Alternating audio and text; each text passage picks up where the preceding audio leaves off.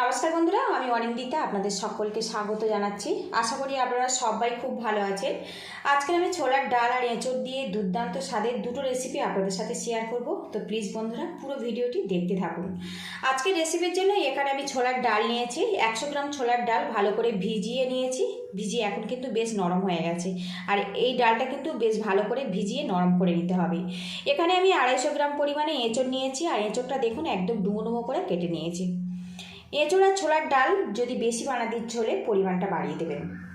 এখানে আমি pressure cooker নিয়েছি। এই প্রেসার কুকারের মধ্যে এঁচড়গুলো আমি দিয়ে দেব। এবারে এর মধ্যে দিয়ে দেব ছোলার ডাল। এর মধ্যে আমি 1 গ্লাস পরিমাণে জল দিয়ে দেব। এবারে এর মধ্যে দিয়ে দেবো 1/2 চামচ রেড চিলি পাউডার। আর রেড চিলি পাউডার দিয়ে যদি এঁচড় আর ডালটা সিদ্ধ করে নেওয়া যায় তো এঁচড়টা কিন্তু কোনোরকমভাবে আর কালো হবে না। দিয়ে দেবো সামান্য পরিমাণে হলুদের গুঁড়ো, দিয়ে দেবো লবণ। ঢাকনাটা আটকে দেবো, দিয়ে একটা সিটি তুলে এঁচড় আর ছোলার ডালটা আমি সিদ্ধ করে নেব। এদিকে একটা সিটি দিয়ে এঁচড় আর আমি ছোলার ডালটা কিন্তু সিদ্ধ করে নিয়েছি। আর এখন দেখুন ডালটা কিন্তু বেশ শক্ত আছে, হাত দিলে দেখুন ম্যাশ হয়ে যাচ্ছে। এইভাবে কিন্তু সিদ্ধ করে নিতে হবে। খুব বেশি সিটি দিয়ে কিন্তু এটা সিদ্ধ করলে গলে যাবে, খেতে ভালো লাগবে না। তো এখন দেখুন এঁচড়টা কত সুন্দরভাবে সিদ্ধ হয়ে গেছে, গোটা গোটা আছে কিন্তু বেশ নরম হয়ে গেছে। এই দেখুন ডালটা আগে থেকে আমি যেহেতু ভিজিয়ে নিয়েছি সেই জন্য একটা সিটি দিয়ে এটা সিদ্ধ করে নিলাম।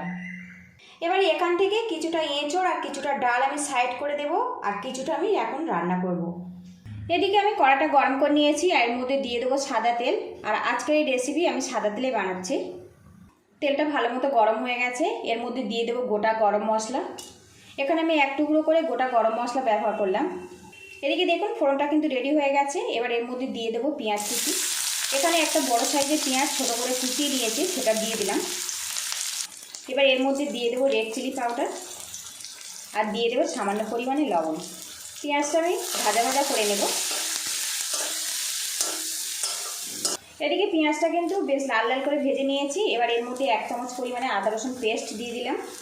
একসঙ্গে এটা ভাজা ভাজা করে নেব।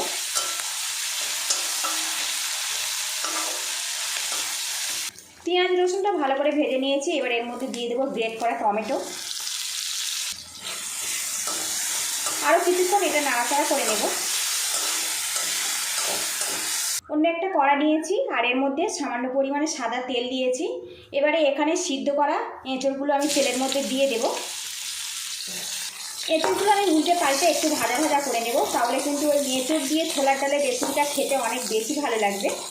আর অবশ্যই আপনারা কিন্তু এঁচড়টা একটু ভেজে ব্যবহার করবেন। এদিকে দেখুন এঁচড়টা কিন্তু বেশ আমি লাল লাল করে ভেজে নিয়েছি। এবার এটা আমি তুলে নেব। এদিকে দেখুন মশলা কিন্তু বেশ কষা হয়ে গেছে, চারিদিক থেকে তেলটাও ছাড়তে শুরু করেছে। এবারে এর মধ্যে দিয়ে দেবো সিদ্ধ করে রাখা ছোলার ডাল। ছোলার ডাল মশলার সাথে একটু ভাজা ভাজা করে নেব, তাহলে কিন্তু রেডি হওয়ার পরে খেতে অনেক বেশি ভালো লাগবে। মশলার সাথে ছোলার ডালটা কিন্তু একটু নাড়াচাড়া করে নিয়েছি। এর মধ্যে সামান্য একটু জল দিয়ে দেবো, যাতে মশলাটা না তলাতে আটকে যায়।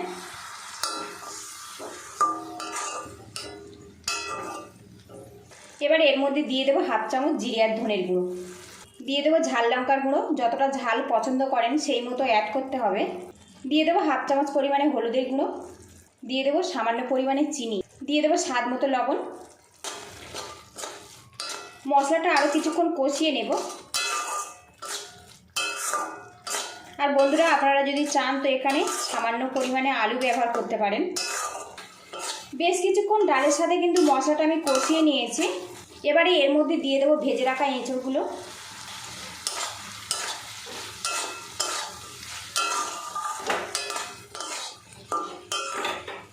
গ্যাসের হিটটা একদম লোতে রাখবো, রেখে পাত্র দিয়ে ঢেকে রাখবো 2 মিনিটের জন্য।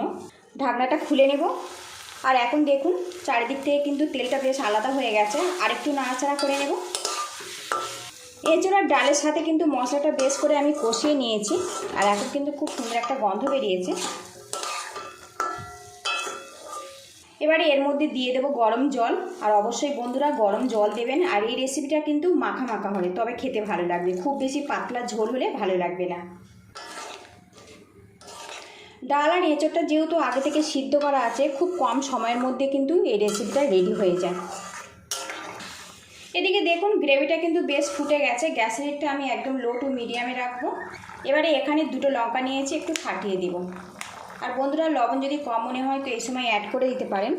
একটা পাত্র দিয়ে ঢেকে রাখবো 5 মিনিটের জন্য। এতে কিন্তু এঁচোড় আর ডালটা ভালো মতো সিদ্ধ হয়ে যাবে। অন্যদিকে আমি একটা মিক্সিং বোল নিয়েছি। এই বোলের মধ্যে সিদ্ধ করা এঁচোড়গুলো আমি দিয়ে দেব। এখান থেকে কিছুটা আমি নিয়ে রান্না করেছিলাম, আর বাকিগুলো আমি মিক্সিং বোলের মধ্যে দিয়ে দেব। এর মধ্যে দিয়ে দেব ডাল। এবারে এর মধ্যে আমি দিয়ে দেবো 3টে কাঁচা লঙ্কা, একটু সাইজে ছোটো ছোটো করে ভেঙে দেব। ঝালটা আপনারা স্বাদ মতো দেবেন। এবার এটা একটা পেস্ট বানিয়ে নেব। এদিকে দেখুন ছোলার ডাল আর এঁচোড়টা কিন্তু আমি পেস্ট করে নিয়েছি। এবারে এর মধ্যে দিয়ে দেবো পেঁয়াজ কুচি, দিয়ে দেবো ধনেপাতা কুচি, এর মধ্যে দিয়ে দেবো আদা রসুন পেস্ট, দিয়ে দেবো জিরের গুঁড়ো, দিয়ে দেবো সামান্য পরিমাণে চিনি। এবার এর মধ্যে দিয়ে দেবো স্বাদ মতো লবণ। এঁচোড় আর ডালটা সিদ্ধ হওয়ার সময় কিন্তু আমি সামান্য লবণ ব্যবহার করেছিলাম, সেই মতো কিন্তু লবণটা এখানে দিয়ে দিতে হবে। দিয়ে দেবো সামান্য পরিমাণে হলুদের গুঁড়ো, দিয়ে দেবো সামান্য পরিমাণে ঝাল লঙ্কার গুঁড়ো। আপনারা চাইলে শুধু কাঁচা লঙ্কা দিয়েও এই রেসিপিটা বানাতে পারেন। এবারে এর মধ্যে দিয়ে দেবো গরম মশলার গুঁড়ো। এবারে এর মধ্যে দিয়ে দেবো 2 চামচ পরিমাণে চালের গুঁড়ো। চালের গুঁড়োর পরিবর্তে আপনারা বেসনও ব্যবহার করতে পারেন। এবার এটা একসঙ্গে ভালো করে মিক্স করে নেব। আর এই মিশ্রণটা কিন্তু একদম শুকনো শুকনো করে মাখিয়ে নিতে হবে, খুব বেশি পাতলা করবেন না। এদিকে দেখুন মিশ্রণটা আমার রেডি হয়ে গেছে। ঢাকনাটা আমি খুলে নেব। আর এদিকে দেখুন ছোলার ডাল দিয়ে এঁচোড়টা কিন্তু প্রায় আমার শেষের মুখে। আর এই রকম ঝোল অবস্থাতে নামাতে হবে, ঠান্ডা হলে কিন্তু আর একটু ঘন হয়ে যাবে। আর এখন দেখুন ছোলার ডালটা কিন্তু বেশ শক্ত আছে, আর ম্যাশ করলে দেখুন বেশ ভালো মতো ম্যাশ হয়ে যাচ্ছে। এইভাবে কিন্তু এটা রেডি করে নিতে হবে। খুব গলা গলা হলে কিন্তু খেতে ভালো লাগে না। আপনারা এই রেসিপিটা কিন্তু ভাতের সাথে রুটির সাথে খেতে পারেন, খেতে কিন্তু অসাধারণ হয়। আর বন্ধুরা এখন দেখুন তরকারি কালারটা কত সুন্দরভাবে রেডি হয়ে গেছে। এবারে এর মধ্যে দিয়ে দেবো গরম মশলার গুঁড়ো, আর দিয়ে দেবো 1/2 চামচ পরিমাণে ঘি।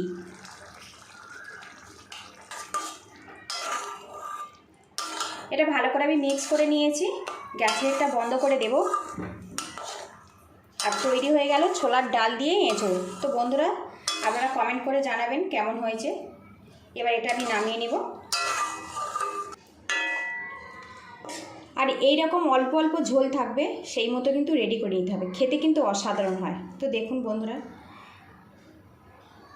একবার অবশ্যই বাড়িতে এইভাবে ট্রাই করবেন। ভিডিওটি ভালো লাগলে একটা লাইক দিয়ে দেবেন, আর চ্যানেলে নতুন হয়ে থাকলে চ্যানেলটিকে সাবস্ক্রাইব করার অনুরোধ রইল। তো বন্ধুরা দেখুন লুকিংটা দেখুন কত সুন্দরভাবে এটা রেডি হয়েছে। দেখুন যে কড়াতে আমি এঁচোড় ভেজেছিলাম তার মধ্যে আর একটু সাদা তেল দিয়ে দেব। তেলের পরিমাণটা কম রাখবেন। তেলটা গরম হয়ে গেছে।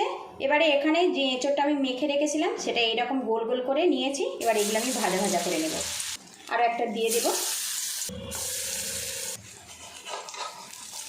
এবার এগুলো আমি আলতো হাতে উল্টে দেব।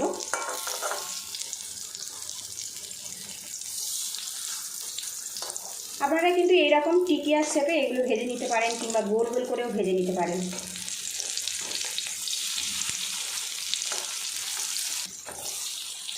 এখানে যেহেতু চালের গুঁড়ো দিয়েছি, বেশ কিন্তু অনেকটা বেশি মুচমুচে হবে ওপরের পোর্শনটা। উল্টে পাল্টে মুচমুচে করে কিন্তু আমি এঁচোড়ের কাবাবগুলো রেডি করে নিয়েছি। আর এবার এগুলো আমি তুলে নেব। আর বন্ধুরা এইভাবে বাকিগুলো আমি ফ্রাই করে নেব। ছোলার ডাল আর এঁচোড় দিয়ে একদম ভিন্ন স্বাদের দুরকম রেসিপি পুরোপুরি কমপ্লিট করে নিয়েছি। আর আপনারা এই কাবাবটা কিন্তু চায়ের সাথেও পরিবেশন করতে পারেন, প্রথম পাতেও পরিবেশন করতে পারেন। খেতে কিন্তু সত্যিই অসাধারণ হয়। আপনারা এই এঁচোড় আর ছোলার ডাল দিয়ে এই রেসিপিটা আপনারা কিন্তু রুটি পরোটা দিয়ে খেতে পারেন, ভাতের সাথে খেতে পারেন। ভিডিওটি ভালো লাগলে বাড়িতে অবশ্যই এইভাবে ট্রাই করবেন। কেমন হয়েছে কমেন্ট বক্সে অবশ্যই জানাবেন। আপনারা ভালো থাকবেন, সুস্থ থাকবেন। দেখা হবে নেক্সট ভিডিওতে। আর বন্ধুরা আপনাদের কাছে একটা রিকোয়েস্ট রইল, চ্যানেলটিকে সাবস্ক্রাইব করে পাশে থাকবেন।